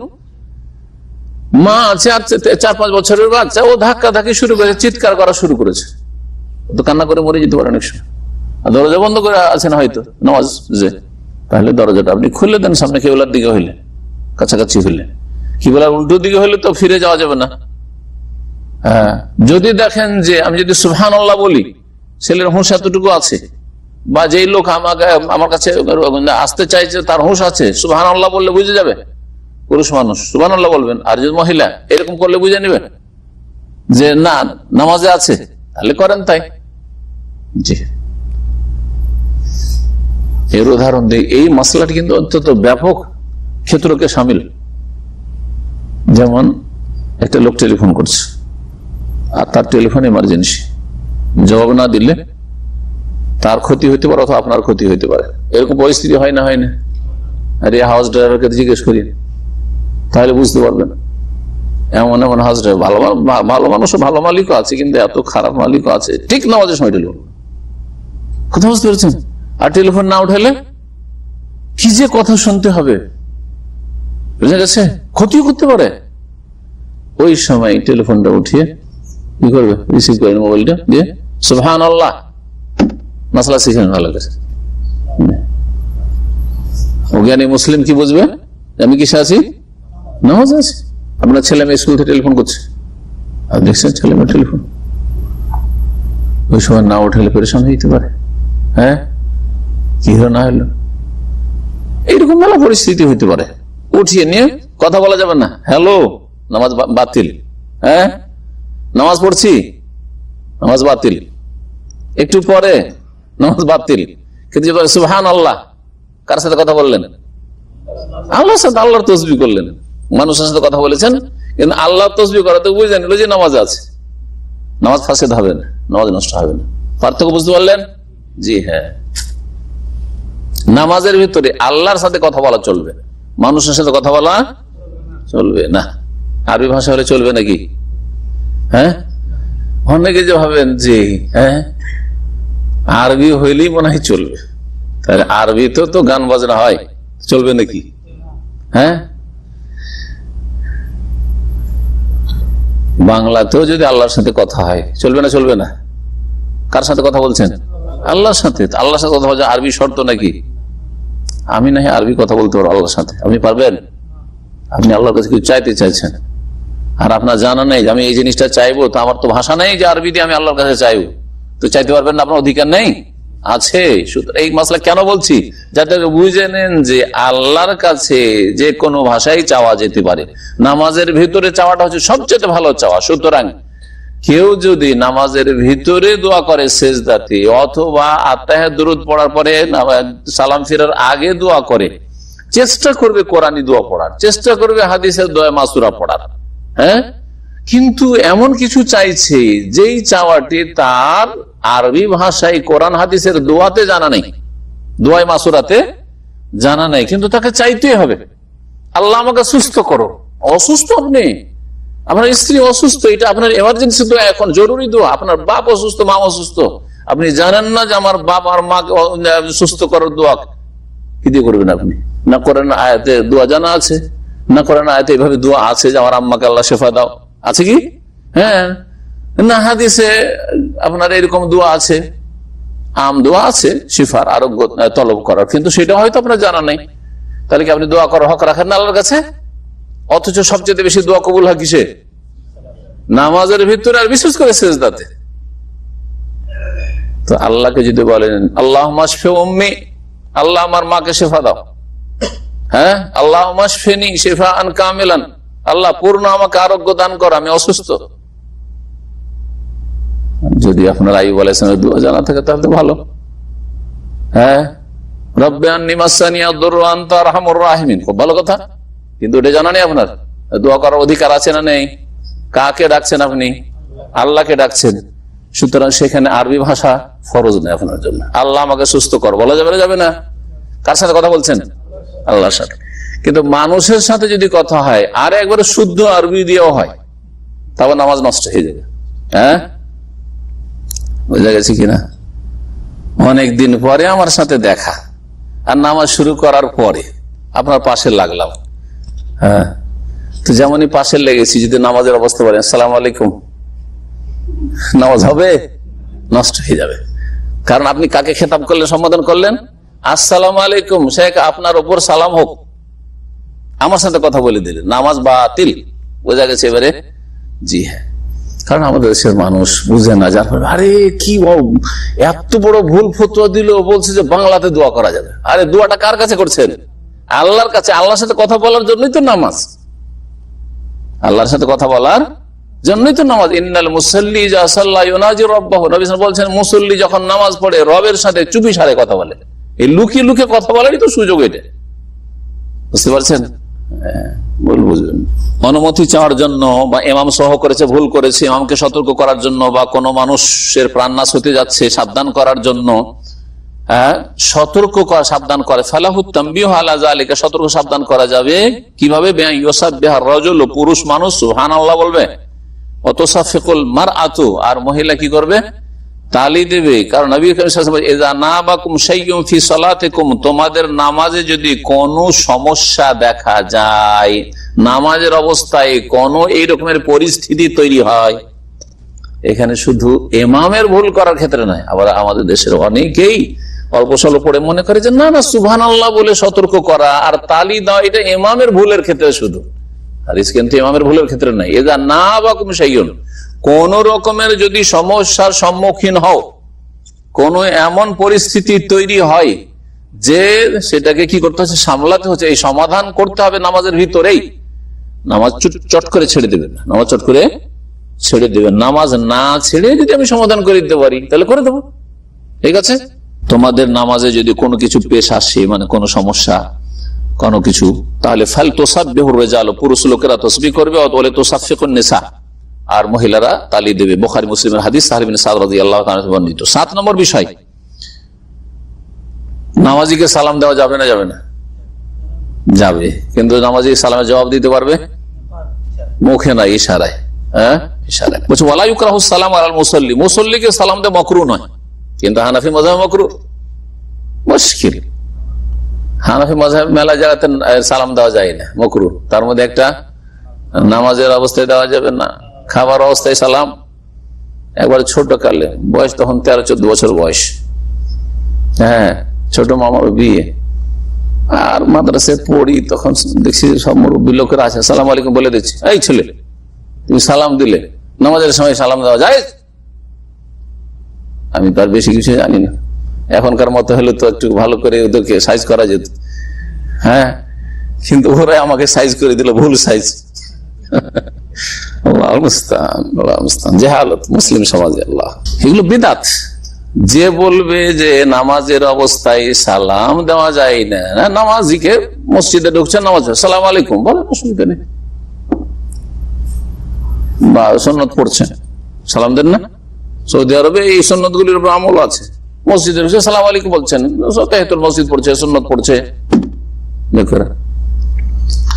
এইরকমই খাওয়া দাওয়ার সময় একটিও কোন জয়ীফ হাদিস আজ পর্যন্ত আমি জানি না। যদি কেউ জানে তো বলুন, কোন আলেম পেশ করুন। কিচ্ছা কাহিনী বয়ান করলে তো কাজ হবে না, দলিল পেশ করে যে নবী সাল্লাল্লাহু আলাইহি ওয়াসাল্লাম বলেছেন যে খাওয়া দাওয়ার সময় সালাম দেওয়া যাবে না বা মাকরুহ। কোথায় আছে? বিনা দলিলে ধর্ম করো, আশ্চর্য কথা। মুসল্লিকে সালাম দেওয়া মাকরুহ নয় ইযা কানা ইয়ারিফু কাইফা ইয়ারুদ্দু, যদি সেই মুসল্লি জানে যে জবাব কেমন করে দিতে হয়। আবার মুসল্লি যদি জাহেল হয় মার্কা, যেমন শুনলো সালাম ওয়ালাইকুম সালাম এরকম যদি হয় তাহলে সালাম দিয়েন না। শুধু সালামের ক্ষেত্রে না, হাঁচির জবাবও এরকমই। বুঝা গেছে না? আপনার হাঁচি পড়েছে মসজিদে, আর দেখছেন যে লোকজন সব কি করছে, সুন্নত নামাজ পড়ছে, আলহামদুলিল্লাহ জোরই দিলেন। আর নামাজ সব জাহিল হয়তো সিয়ারহামুকাল্লাহ যদি বলে আলহামদুলিল্লাহ বলেন, নামাজের ভিতরে জায়েজ আপনার জন্য। হাঁচি পড়েছে নামাজের ভিতরে, আলহামদুলিল্লাহ বলেন, কোনো অসুবিধা নেই। কারণ আলহামদুলিল্লাহ কার সাথে কথা বললেন? আল্লাহ। আলহামদুলিল্লাহ সমস্ত প্রশংসা কার? আল্লাহর। আল্লাহর সাথে কথা হইলো, আল্লাহর গুণগান হইলো। কিন্তু যখন ইয়ারহামুকাল্লাহ জবাবে বলে দিল নামাজি, আল্লাহ তোমার উপর রহম করুক, কথা কার সাথে হয়ে গেল? ওই হাঁচি পড়া লোকের সাথে হয়ে গেল। এক ভুল হইলো। তারপরে যার হাঁচি পড়েছে ও যদি জাহেল হয়, বলছি ইয়ারহামুকাল্লাহ যখন বললো আমিও নামাজে আছি, তো আমি বলি কি হাদিকুমুল্লাহ ওয়া ইসলাহু আলাইকুম, গেল দুজন নামাজ গেল। আল্লাহ তোমাকে হেদায়েত করুক এবং তোমার অবস্থা ভালো করুক, নামাজ শেষ। বুঝা গেছে? নামাজ বাতিল। মানুষের সাথে কথা কম মানে তোমার মানুষের সাথে সম্বোধন। নামাজের অবস্থায় কাকে সম্বোধন করতে হবে? আল্লাহুম্মা আনতা রাব্বি বলে, আনতা কথা সম্বোধন তো করছেন, কাকে করছেন? আল্লাহকে। ইয়াকা নাবুদু, আল্লাহ তোমারই ইবাদত করছি, ওয়া ইয়াকা নাস্তাইন তোমার কাছেই সাহায্য চাইছি, তো সম্বোধনই তো শুরুতে সম্বোধন আল্লাহকে। বুঝা গেছে না? ইহদিনাস সিরাতাল মুস্তাকিম, আল্লাহ তুমি আমাকে সরল পথ দেখাও, তো তোমাকে সম্বোধন। যদি জবাব দিতে জানে মুসল্লি, তাহলে মুসল্লিকে সালাম দেন। আর যদি দেখেন যে না আমাদের এই সমাজ জবাব দেওয়ার তরিকা জানে না, সুতরাং আমি এখানে সালাম জোরে দেব না, এটি করবো।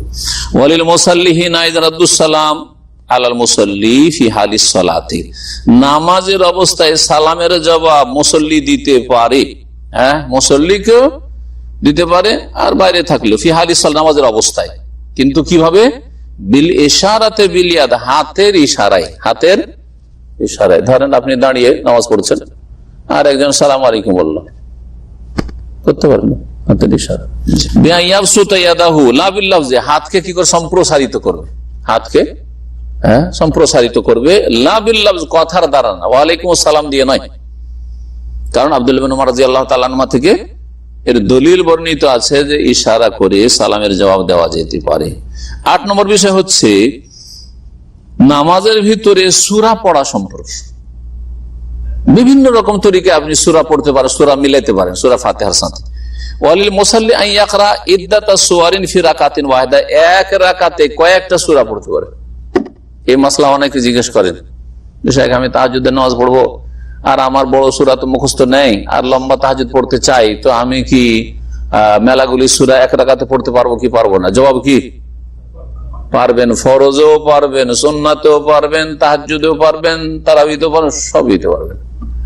এক রাকাতে 4টা 5টা 10টা সূরা, বরং গোটা আমপারা পড়ে চলে যাচ্ছেন, অসুবিধা আছে? কোনো অসুবিধা নেই, জায়েজ। মাসালা একটা জানা হইলো যে এক রাকাতে কয়েকটা সূরা পড়া যেতে পারে। কখনো কখনো, সবসময় করবেন না। সবসময় করলে যারা শুনবে তারা মনে করবে যে এটাই হয়তো সুন্নত তরিকা, নাকি ভুল হয়ে যাবে তখন। জি, লোকেরা ভুল বুঝবে। কারণ সহিহ বুখারী মুসলিমে রয়েছে, হুযায়ফা রাদিয়াল্লাহু তাআলা আনহু বর্ণিত, আন্নান নবী সাল্লাল্লাহু আলাইহি ওয়াসাল্লাম কারা ফি রাকাতিন মিন কিয়ামিহি বিল বাকারাতি ওয়া আলি ইমরান ওয়ান নিসা, নবী করিম সাল্লাল্লাহু আলাইহি ওয়াসাল্লাম তার কোন তাহাজ্জুদের নামাজে এক রাকাতে সূরা বাকারা 2.5 পারা, সূরা আলে ইমরান, সূরা বাকারাতে কতটি আয়াত আছে? 286। সূরা আলে ইমরান কতটি আয়াত আছে? 200। 200। ওয়ান নিসা, সূরা নিসা কত? 176 মতো। জি, এতগুলি সুবহানাল্লাহ। আজকালকার মানুষ অবাক হয়ে যাবে যে নবী সাল্লাল্লাহু আলাইহি ওয়াসাল্লাম এক রাকাতে সূরা বাকারা 2.5 পড়া, তারপরে সূরা আলে ইমরান দিয়ে 4 পারার মতো হয়ে যাচ্ছে। তারপরে যদি সূরা নিসা মিলান তো 5.5 পারা, 6 পারার মতো প্রায়, হ্যাঁ 5.5 পারার মতো। 6ষ্ঠ পারা থেকে সূরা মায়দা শুরু হচ্ছে। এত 5টা পারা পড়া যেমন তেমন কথা নাকি এক রাকাতে? আজকালকার মানুষ বলে এটা অসম্ভব, তাই না? এই অসম্ভবকে সম্ভব বোঝানোর জন্য আপনাদেরকে একটা উদাহরণ দিচ্ছি। যাদের কাছে স্মার্টফোন আছে আর নেট আছে, আনলিমিটেড নেট, 5 ঘন্টা 6 ঘন্টা মোবাইল নিয়ে বসে আছে, নেট, ফেসবুক, ইউটিউব, হ্যাঁ হোয়াটসঅ্যাপ আর ইমো, এই একবার এটা একবার ওটা একবার ওটা একবার ওটা, এই করতে করতে করতে করতে সারা রাত পার হয়ে ফজর হয়ে যাচ্ছে, ঘুমাই না। মেলা লোক বলে, কয়দিন আগে এক ছেলে, দিনদার ছেলে বলছে, তার রাতে 11টায় ছুটি হয়ে যায়। তারপরে শেখ রাতে ঘুমা অভ্যাস নেই, সকালে ওই ঘুমাই আর বিকাল থেকে আমার ডিউটিও জোহর পর্যন্ত ঘুমাই। তো কি করেন বলছে, তারপরে নেটে কিছু কাজ টাজ করি, সেই করি, দিয়ে ফজর পড়ে ঘুমাই একবারে, কারণ খাওয়া দাওয়া করতে করতে একটু লেট হয়ে যায়, 12টা 1টা হয়ে যায়, তারপর আর ঘুমাই না। এরকম অনেক লোক আছে, কেউ কন্টিনিউ করে, কেউ মাঝে মাঝে করে, সারা রাত পার হয়ে চলে যাচ্ছে, আপনার হুঁশ নাই যে ফজর হয়ে গেল, কারণ এমন জিনিস নিয়ে ব্যস্ত আছেন যার আসক্ত হয়ে গেছেন আপনি, যে তার জন্য একবার আসক্ত হয়ে গেছেন, যার ফলে 4-5 ঘন্টা চলে যাচ্ছে, আপনি টের পাচ্ছেন না। কিন্তু কথা ঠিক কিনা? আজকালকার জামানার মুসলিমরা যেমন মোবাইলের জন্য আসক্ত হয়েছে, তেমনি নবী করিম সাল্লাল্লাহু আলাইহি ওয়াসাল্লাম তার সাহাবায়ে কেরামগণ কোরআনে কারীমের জন্য আসক্ত ছিলেন। যার ফলে আজকাল যেমন 5-6 ঘন্টা নেট নিয়ে পড়ে থাকলে বুঝতে পারছেন না, তারা সূরা বাকারা, আলে ইমরান আর নিসা এক রাকাতে পড়লে কোনো টের পেতেন না যে হ্যাঁ ক্লান্ত হয়ে গেলাম বা এত সময় হয়ে গেল, কোনো খবর নেই তার দুনিয়ার। সুবহানাল্লাহ। এবার বুঝতে পারছেন, যার যে জিনিসের সাথে সাথে মহব্বত থাকে, এমন মহব্বত যে যার জন্য কি হয়ে গেছে, আসক্ত হয়ে গেছে, তখন সময় যে কিভাবে পার হয় বুঝে নাও। মানুষের এটা হচ্ছে প্রকৃতি। জি, কোন ফিতনায় পড়ে আছেন চিন্তা করেন, আর আল্লাহর কাছে কি জবাব দিবেন চিন্তা করেন। যে আপনার সারা দিনে 20 মিনিট যদি সময় দিতে পারতেন, 1 পারা কোরআন পড়া হইতো, গোটা মাস চলে যাচ্ছে, হয়তো কোরআন ছোঁয়ার তৌফিক নাই। কোরআনের হাফেজ, কোরআন পড়তে পারেন, হাফেজ হন আর নাই হন, কোরআন তেলাওয়াত করতে পারেন, শুধু ওই রমজান মাসে কিছু তেলাওয়াত, ব্যাস, সারা বছর কোনো তেলাওয়াত নেই। আর নেট সারাদিন নেট, আর নেট খাওয়া দাওয়ার পরে আর কাজকর্মের পরে যদি কোনো ফুরসত আছে তো কাজ হচ্ছে মোবাইল আর নেট নিয়ে পড়ে।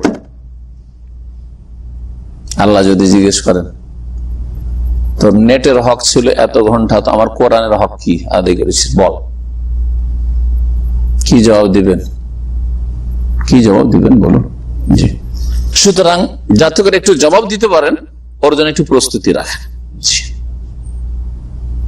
নেট একেবারে বন্ধ করতে বলছি না, কিন্তু কোরআনে কারীমের সাথে সম্পর্ক করেন, দ্বীনের সাথে সম্পর্ক করেন, কোরআনে কারীম অর্থ বুঝে পড়ার চেষ্টা করেন, তেলাওয়াতের চেষ্টা করেন, তরজমা তাফসীর পড়ার চেষ্টা করেন, একটু হাদিস ও ইসলামিক আলোচনা শুনেন। ঠিক আছে, কিন্তু এই সেই করতে আছেন। সুবহানাল্লাহ। আল্লাহর কাছে যেন আমরা জবাব দিতে পারি, আল্লাহ যেন তৌফিক দান। 1 রাকাতে কয়েক সূরা পড়তে পারেন, দলিল হয়ে গেল ওয়ালাহু আন ইউকাররিরা কিরাআতাস সূরাতি ফি রাকাতাইন, 2 রাকাতেই একই সূরা পড়তে পারেন, যেটাকে অনেকে নাজায়েজ মনে করে। যার ফলে যদি ইমাম প্রথম রাকাতে কি পড়েছে, ধরেন সূরা ফিল, আলাম তারা কাইফা ফাআলা রাব্বুকা বিআসহাবিল ফিল, দ্বিতীয় রাকাতে সূরা ফিল পড়ে এনেছে, সুবহানাল্লাহ শুরু হয়ে যাবে। হ্যাঁ, আর যদি বিদআতি হয় তাহলে আল্লাহু আকবার শুরু হয়ে যাবে। যদি সুন্নতের অনুসারী, এই ক্ষেত্রে সুন্নতের অনুসারী মানে তাসবিহটা জানে সুবহানাল্লাহ বলতে, যে ভুল হয়ে গেছে, ইমামের ভুল হয়ে গেছে, এই প্রথম রাকাতে ইমাম সাহেব আপনি আলিফ লাম কি বলছেন, আলাম তারা পড়লেন, আবার আলাম তারা, মানে আপনি ভুল করে দিয়েছেন। অথচ জায়েজ, হাদিস দ্বারা প্রমাণিত সব জায়েজ। একটা সূরাকে প্রত্যেক রাকাতেও রিপিট করতে পারে না, বরং একটা আয়াতকে 1 রাকাতে শতবার রিপিট করতে পারেন। নবী করিম সাল্লাল্লাহু আলাইহি ওয়াসাল্লাম একটি আয়াত দিয়ে সারা তাহাজ্জুদ পড়ছেন, কাঁদছেন, আর ওই একটা আয়াত দিয়ে ইন তুআযিবহুম ফাইন্নাহুম ইবাদুক ওয়া ইন তাগফির লাহুম ফাইন্নাকা আনতাল আজিজুল হাকীম। একটা আয়াত কাঁদছেন শুধু। বিষয় কি ছিল তাহলে এই আয়াতের? ইন তুআযিবহুম ফাইন্নাহুম ইবাদুক, হে আল্লাহ যদি আমার উম্মতকে তুমি আযাব দাও, শাস্তি দাও, পাপী গুনাহগারদেরকে, তো তারা তোমারই বান্দা, তোমারই বান্দা। ওয়াইন তাগফির লাহুম, আল্লাহ যদি তাদেরকে মাফ করে দাও, ভাই মুসলিম মুমিনদেরকে মাফ করে দাও, ফাইন্নাকা আনতাল আজিজুল হাকিম, তাহলে তুমি মহাপরাক্রান্ত, তুমি চাইলে মাফ করতে পারো। কে তোমাকে জিজ্ঞাসা করবে শোকজ কেন তুমি চাল ছাড়লে? আমি আপনি যদি কোনো ক্ষেত্রে ক্ষমা করে দিই, তো আমার উপরে যে মদির আছে বলে কেন ছাড়লেন ওকে, কেন ওকে ছাড়লেন, হবে না হবে না। কিন্তু আল্লাহকে কে জিজ্ঞেস করার আছে যে গুনাহগারকে কেন মাফ করলেন? হ্যাঁ, ফাইন্নাকা আনতাল আজিজুল হাকিম, এবং তুমি প্রজ্ঞাময় আল্লাহ। এই একটি আয়াত নবী করিম সাল্লাল্লাহু আলাইহি ওয়াসাল্লাম একটি আয়াত যদি বারবার পড়েন বা একটি সূরাকে বারবার পড়েন, আর ওতেই যদি কান্না আসে, ওতেই যদি বেশি খুশু হয়, তাহলে বিভিন্ন সূরা পড়ার চাইতে ভালো। এটা মাসলা আরো জানেন। অনেক আছেন যে মেলা সূরা পড়ছেন কিন্তু অন্তর নরম হয় না বা চোখে পানি আসে না, কিন্তু আপনি এই সূরাটার অর্থ বুঝেছেন আর এটা যদি বারবার করে পড়েন তাহলে চোখে পানি আসবে, হ্যাঁ, অন্তর নরম হবে, কিয়ামতের কথা বেশি মনে আসবে, মরণ কথা বেশি মনে আসবে, তাহলে বারবার পড়াটা বেশি ভালো। জি, তার উদ্দেশ্য হচ্ছে আল্লাহর সাথে সম্পর্ক গাঢ় করা, কোরআনের সাথে সম্পর্ক গাঢ় করা, আখিরাত মুখী হওয়া। তো যেটাতে আপনার বেশি সংশোধন হবে এটা বেশি ভালো আপনার জন্য, যাতে ঈমান বেশি তাজা হবে এটা বেশি ভালো। এগুলো হচ্ছে কায়দা বা নীতিমালা মনে রাখবেন। আর এটাও জায়েজ 3 নম্বর, যে একটা সূরাকে 2 রাকাতে ভাগ করা। দেখছেন সূরা একটু বড়, এই সূরাকে অর্ধেকটা পড়বো প্রথম রাকাতে, অর্ধেকটা পড়বো দ্বিতীয় রাকাতে, তাও জায়েজ। সূরা নাবা আম্মা ইয়াতাসাআলুন অর্ধেকটা পড়লেন, আর তারপর অর্ধেকটা কিসে, দ্বিতীয় রাকাতে। সূরা হাসর অর্ধেক পড়লেন প্রথম রাকাতে, যে কোনো সূরা, সূরা মুলক এক রুকু প্রথম রাকাতে, আরেক রুকু হচ্ছে দ্বিতীয় রাকাতে, জায়েজ।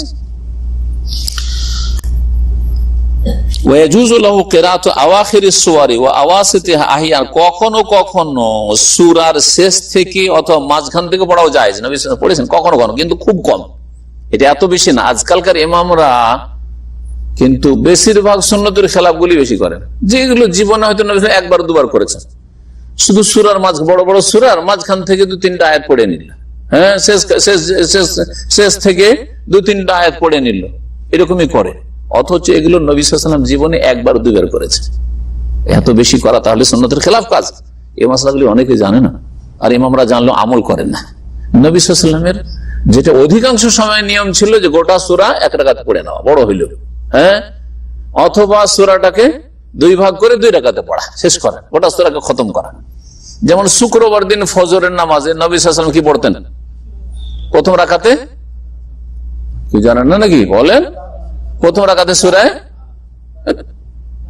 সিজদা, আর দ্বিতীয় রাকাতে সূরা দাহার, দ্বিতীয় রাকাতে সূরা দাহার। আজকালকার কিছু ইমামরা আছে 50-50 নুস কি করে, এত লম্বা তো আমার জন্য মুশকিল, আর মেলা ইমাম আছে যে জলদি জলদি, আর মুক্তির জন্য আরো মুশকিল, সারা বছরই পড়ে না, আর না হইলে পড়লে কি করে, সূরা সিজদাকে হাফ করে নিল, ভাগাভাগি করে, অর্ধেকটা প্রথম রাকাতে, অর্ধেক দ্বিতীয় রাকাতে। সূরা দাহারকে অর্ধেক প্রথম রাকাতে, অর্ধেক দ্বিতীয় রাকাতে। মনে করলো যে আমি সুন্নত পালন হলো না, কারণ নবী করিম সাল্লাল্লাহু আলাইহি ওয়াসাল্লাম গোটা সূরা পড়েছেন 1 রাকাতে। জি, নবী সাল্লাল্লাহু আলাইহি ওয়াসাল্লাম কখনো কখনো এরকম সূরার মাঝখান থেকে বা শেষ থেকে পড়েছেন।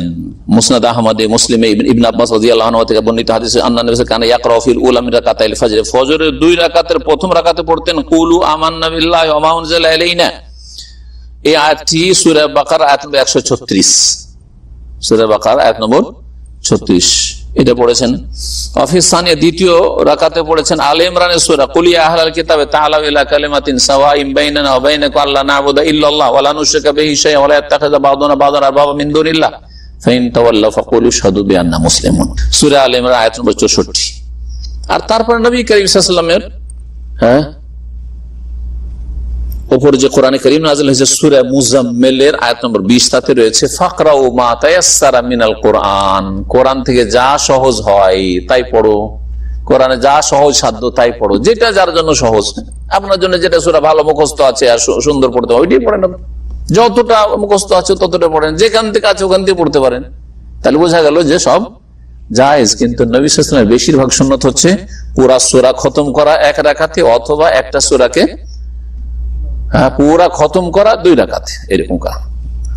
লাকিন মিসল হাযিল আশা লা ইউকসিরু মিনহা ফিল ফরজ, ফরজ নামাজে এত বেশি করবেন না। কোনটা? ওই যে মাঝখান থেকে পড়া বা শেষখান থেকে পড়া বা শুরু থেকে কিছু পড়ে নেওয়া, এরকম করবেন না।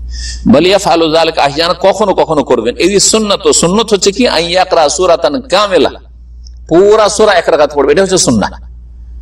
যদি খুব লম্বা হয়ে যাচ্ছে ফাইন তালাত কাসামাহ নিসফাইনে, তাহলে দুই ভাগ করে নেন, একটা সূরার অর্ধেকটা প্রথম রাকাতে, অর্ধেকটা দ্বিতীয় রাকাতে। 9 নম্বর যে মাসআলা সেটা হচ্ছে ওয়ালিল মুসাল্লি আন ইয়াস্তাইযা ইনদা কিরাআতি আয়াতিন ফিহা যিকরু আযাবিন ওয়া ইয়াসাল্লাহ ইনদা কিরাআতি আয়াতিন ফিহা যিকরু রাহমাহ। কোরআনে কারীমের যে আয়াতগুলিতে আল্লাহর আযাবের কথা আছে, শাস্তির কথা আছে, সেখানে আযাব শাস্তি থেকে পানাহ চাইতে পারবেন, আশ্রয় কামনা করতে পারবেন। যে সুন্নাতগুলো প্রায় আজকাল আমল নাই, আলেম ওলামারা করে কিন্তু জনগণকে শিখায়ও না। শিরক বিদআতের ওয়াজ ছাড়া তো কোনো শিক্ষামূলক ওয়াজই না, তো কেমন করে শিখবে জাতি? বুঝা গেছে না? নবী নূরের পয়দা, নবী হাজির নাজির, নবী হায়াতুন নবী, হ্যাঁ নবী ছায়া ছিল না, আর অমুক পীরে কামেলের এই ছিল কেরামতি, এগুলোই তো তাদের ওয়াজ। তো এগুলো দিয়ে আর নামাজই কেমন করে শিখবে? জীবনে নামাজ শিক্ষা এইরকম কোন বিষয়ভিত্তিক আলোচনা আছে দেশে শুনেছেন? তাহলে কেমন করে শিখবেন আপনি? চিন্তা করেন কোন দিনের ওপরে দেশের মানুষকে রেখেছে বিদেশি মোল্লারা। নবী করিম সাল্লাল্লাহু আলাইহি ওয়াসাল্লামের সামনে যখন আয়াত তেলাওয়াত করছেন আর আল্লাহর আযাবের আয়াত আসলো কোন জাতির জন্য বা কোন ব্যক্তির জন্য, তখন আল্লাহর কাছে আশ্রয় চাইতেন। হ্যাঁ, আল্লাহুম্মা ইন্নী আউযু বিকা মিন আযাবিন নারে, জাহান্নামের কথা আসলো। আল্লাহুম্মা ইন্নী আউযু বিকা মিন আযাবিল কবরে, যেই রকমই আযাব আসলো, হ্যাঁ দুনিয়ার কোন বালা মুসিবত বা আযাবের কথা আসলো, তখন আশ্রয় চাইতেন। যখন কোন রহমতের কথা আর জান্নাতের কথা, জান্নাতিন তাজরি মিন তাহতিহা আনহারু খালিদিনা ফিহা নি'মা আজরুল আমিলিন, জান্নাতের আয়াত আছে। আল্লাহুম্মা ইন্নী আসআলুকাল জান্নাতা, চাইছেন নামাজের ভিতরে, চাইছেন নিজের ভাষায়, আরবি ভাষায়। আরবি ভাষা হলে ভালো, কিন্তু আরবি ভাষায় যদি না জানা থাকে নিজের ভাষায় চাইছেন, জায়েজ। কার সাথে কথা বলছেন? আল্লাহর সাথে। পয়েন্টটা ভালো কেন রাখবেন? আল্লাহর সাথে কথা বলছেন। তাই বলছেন মুসল্লির জন্য জায়েজ আন ইয়াস্তাইযা ইনদা কিরাআতি আয়াতিন, এমন আয়াত পাঠ করার সময় আশ্রয় কামনা করা ফিহা যিকরু আযাবিন, যাতে কোনো আযাব শাস্তির আলোচনা আছে। কোন আযাব শাস্তির কথা, সে জাহান্নামের আযাব হোক আর দুনিয়ার আযাব হোক। হ্যাঁ, লূত আলাইহিস সালামের জাতির উপর যে আযাব এসেছে, হ্যাঁ সামুদ জাতিকে যে ধ্বংস করা হয়েছে, আদ সম্প্রদায়কে ধ্বংস করা হয়েছে, নূহ আলাইহিস সালাম জাতিকে বন্যা দিয়ে ধ্বংস করা হয়েছে, ইত্যাদি ইত্যাদি, তাই না? তো এই সময় ফেরাউনকে ধ্বংস করা হয়েছে।